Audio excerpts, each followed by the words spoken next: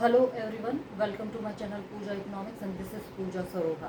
तो आज हम कर रहे हैं NCERT class 11 chapter number 5 human capital formation in India. तो देखिए, लास्ट टाइम हमने पढ़ा था ह्यूमन कैपिटल के बारे में, फिजिकल कैपिटल के बारे में। आज हम पढ़ेंगे एजुकेशन और ह्यूमन डेवलपमेंट के बारे में। तो अब क्या डिफरेंस है ह्यूमन कैपिटल और फिजिकल कैपिटल में, और क्या डिफरेंस है human capital and human development में।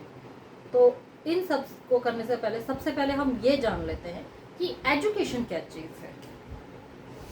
अब आप लोग यही कहोगे कि जो एजुकेशन है वो पढ़ाई लिखाई को कहते हैं। हाँ, आपका जवाब भी सही है, लेकिन इकॉनमी में एजुकेशन देखिए किसको कहते हैं। एजुकेशन इसमें देखिए टीचिंग, लर्निंग और ट्रेनिंग आ जाती है डेवलप करने के लिए नॉलेज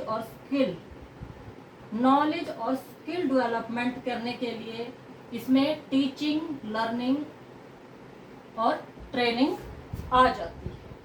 तो या फिर इकोनॉमिक्स की भाषा में कहेंगे, it is the process of teaching, learning and training, develop knowledge and skill. ये हम इकोनॉमी की भाषा में कह सकते हैं। तो अब अच्छा, एक बात बताइए कि वो कौन सा आर्टिकल है जो हमारे देश भारत में बच्चों को कंपलसरी एजुकेशन 5 वर्ष से लेके 6 वर्ष तक प्राइमरी एजुकेशन का अधिकार देता है। तो वो आर्टिकल है हमारा 45 एंड 21A। ध्यान रहे, 21 article 21 and article 21A they are different. अब देखिए कैसा डिफरेंट है। एक्चुअल में जो आर्टिकल 45 है ये हमें अधिकार देता है भारत के तमाम बच्चों को। ये 86 कॉन्स्टिट्यूशन अमेंडमेंट करने के बाद आया है। तो देखिए इसमें क्या है, उसके बाद इसमें आर्टिकल 21A जोड़ा गया। जो आर्टिकल 21 है वो हमें प्राइवेसी का अधिकार देता है, हमें निजता का अधिकार देता है। तो अब क्या किया गया संशोधन, इसके साथ ही इसे जोड़ दिया गया। भाई एजुकेशन लेना भी तो हमारी प्राइवेसी है तो मतलब कि उसके बाद इस एजुकेशन को, मतलब जो प्राइमरी एजुकेशन है वो 5 वर्ष तक के बच्चों के लिए या 6 वर्ष तक के बच्चों, 5 वर्ष या 6 वर्ष तक के बच्चों के लिए प्राइमरी एजुकेशन है वो अनिवार्य यानी कि कंपलसरी कर दी गई है। तो अब आप लोग कहोगे पूजा मैडम इकोनॉमिक्स पढ़ाते पढ़ाते पॉलिटी पढ़ा रही है, ये सब चीज़ें भी ज़रूरी है। तो अब next one is growth in education sector. तो देखिए एजुकेशन सेक्टर में तब से लेके अब तक क्या क्या ग्रोथ हुई। तो 1950 और 1951 के बीच इतने हजार यानी कि इतने 1000 स्कूल खोले गए, 230.7 स्कूल खोले गए। और बाद में 2005 एंड 2006 में ये इंक्रीज होकर 1215.8 थाउजेंड स्कूल हो गए। अब देखिए इसमें टीचरों की संख्या सेम ईयर 1951 टू 50 टू 51 में 751 थी, जो कि 2005 एंड 2006 में 6010 हो गई। अब स्टूडेंट इस एरा में 23,800 थे और उसके बाद ये 2,22,700 हो गए। तो ये हमारी ग्रोथ इन एजुकेशन। तो आगे आगे जैसे जैसे ग्रोथ होती गई तो सीधी सी बात है, अब एजुकेशन में देखिए ग्रोथ कैसे होगी। पढ़ने के इच्छुक होंगे तो स्टूडेंट होंगे। अब इतने सारे स्टूडेंट को हैंडल करने के लिए टीचर भी चाहिए गए। तो अब इन सब के साथ साथ टीचरों को पढ़ाने के लिए स्कूल भी चाहिए। तो ये हमारे एजुकेशन सेक्टर में ग्रोथ। फिर GER, ग्रोथ इन्वायरमेंट रेशो, ये क्या है?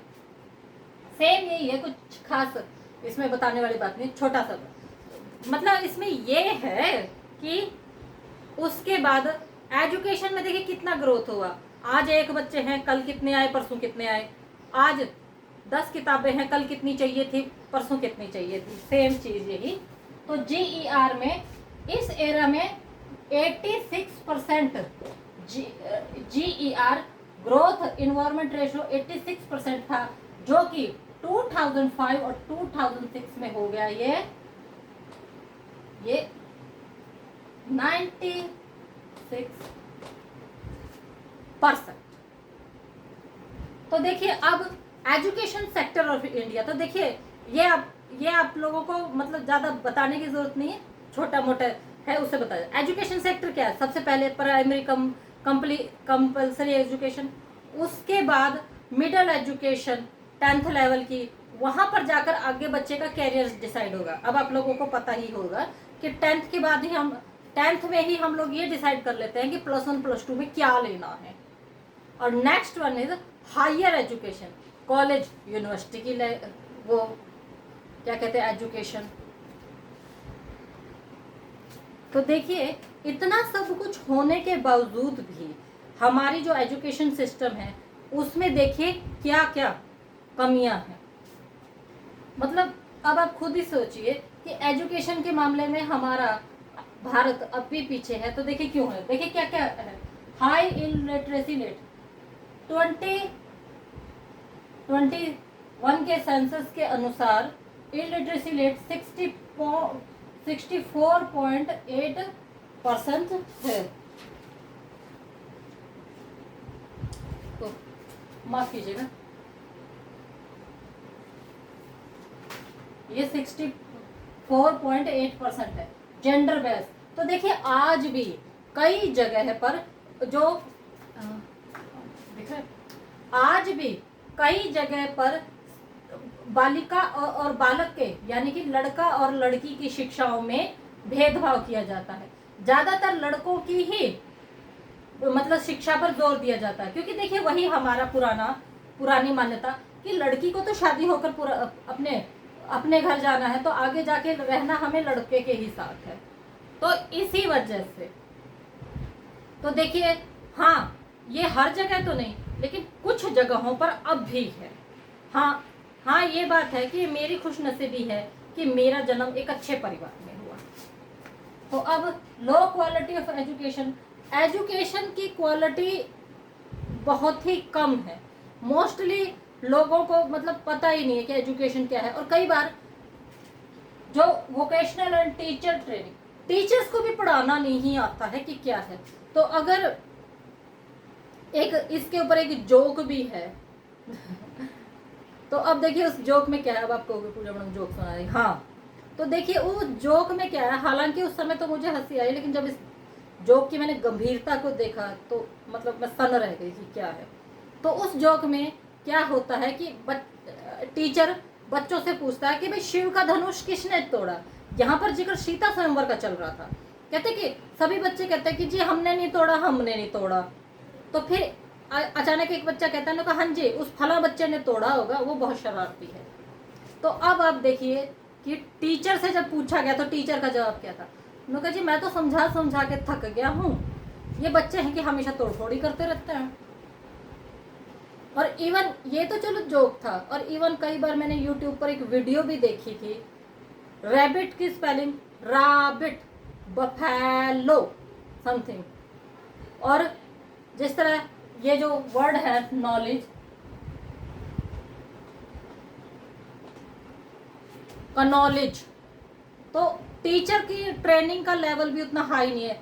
एजुकेशन क्वालिटी भी खराब है और टीचर की जो ट्रेनिंग है वो भी उस लेवल पर नहीं करवाई जाती है। तो अब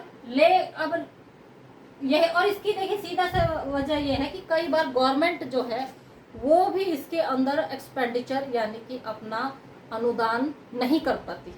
मैं ये नहीं कहती कि गवर्नमेंट अनुदान नहीं करती है, लेकिन वो अनुदान कई बार सही जगह पर नहीं पहुंच पाता है। तो अब ये था हमारा एजुकेशन। अब human capital and physical capital यानी कि मशीन, ह्यूमन कैपिटल, और इन दोनों में देखिए डिफरेंस क्या है। देखिए इसमें ज़्यादा कुछ नहीं है, आपको बोलने से ही समझ में आ जाएगा क्या है। ह्यूमन कैपिटल बाजार में नहीं बिकता, लेकिन फिजिकल कैपिटल बिकता है। कैसे, ये देखिए, ये मैं अपने फ़ोन से आपको लेक्चर सुना रही हो, तो जाहिर सी बात है ये बाज़ार में बिकता है।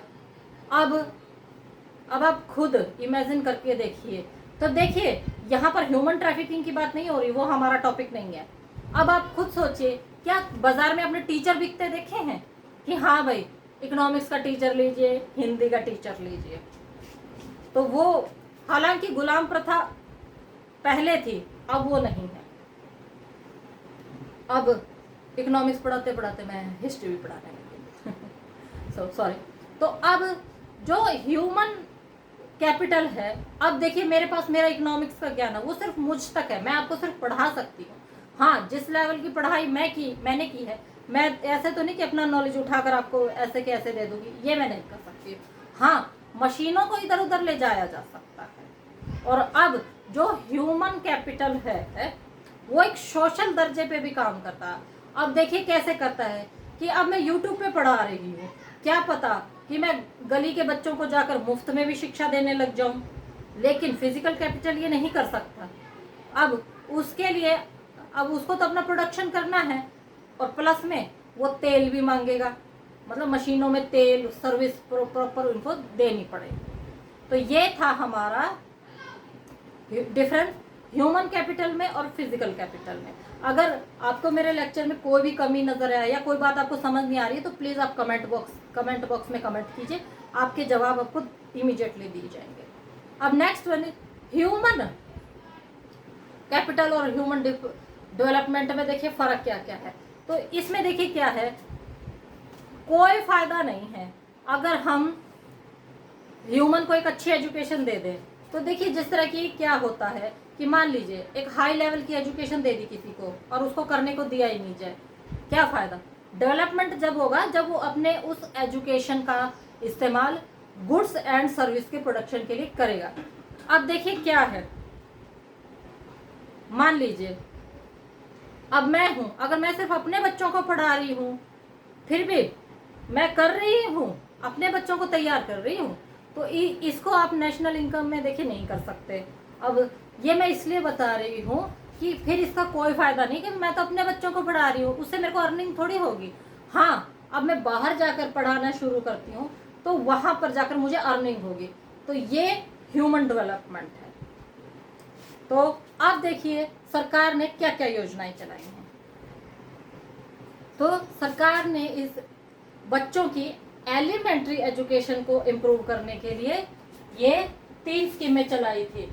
सबसे पहले सर्व शिक्षा अभियान, ये 2001 में लॉन्च हुई थी। अब इसमें देखिए क्या है, 6 से लेके 14 वर्ष तक की आयु के बच्चों की एलिमेंट्री एजुकेशन पूरा करने के लिए। तो ठीक है, ये सर्व शिक्षा अभियान चलाया गया था। अब national programme for education girl at elementary education, इसके तहत 35,252 35,252 इतने स्कूल ओपन किए गए थे। कस्तूरबा गांधी बालिका विद्यालय, ये एलिमेंट्री एजुकेशन प्रोग्राम था SC ST कम्युनिटी की छोटी बालिकाओं के लिए। तो अब ये कब लॉन्च हुआ था, जुलाई 2004 में लॉन्च हुआ था, पर 1 अप्रैल 2007 को ये इसके साथ मर्ज कर दिया गया था। कस्तूरबा गांधी बालिका विद्यालय 1 अप्रैल 2007 को सर्व शिक्षा अभियान के साथ मर्ज कर दिया गया। तो ये आपका चैप्टर 5 खत्म हो गया है। तो फिर मिलती हूँ आपसे, तब तक के लिए स्वस्थ रहिए, खुश रहिए, और अगर आपको मेरा काम पसंद आता है तो प्लीज़ मेरे चैनल को लाइक कीजिए, शेयर कीजिए, सब्सक्राइब कीजिए। कोई भी कमी पेशी हो या कोई भी सवाल आपको समझना हो तो प्लीज़ मुझे कमेंट बॉक्स में कमेंट जरूर कीजिए। लेकिन हाँ, सिर्फ हेल्दी कमेंट और अपने पढ़ाई से रिलेटेड कमेंट ही किए जाएंगे। और एक बात मैं आप लोगों को ज़रूर कहना चाहूँगी कि आपका जो UGC नेट 24 का जो एग्ज़ाम था जो कि कैंसिल हो चुका था, अब वो 21 अगस्त से होगा। तो देखिए, अब जबकि मैंने काफ़ी टाइम बाद चैनल शुरू किया है, तो मुझसे जितना हो सकेगा इम्पोर्टेंट क्वेश्चन, चाहे वो पेपर 1 के हो या पेपर 2 के, समय समय पर अपलोड करती रहूँगी। स्वस्थ रहिए, खुश रहिए, धन्यवाद।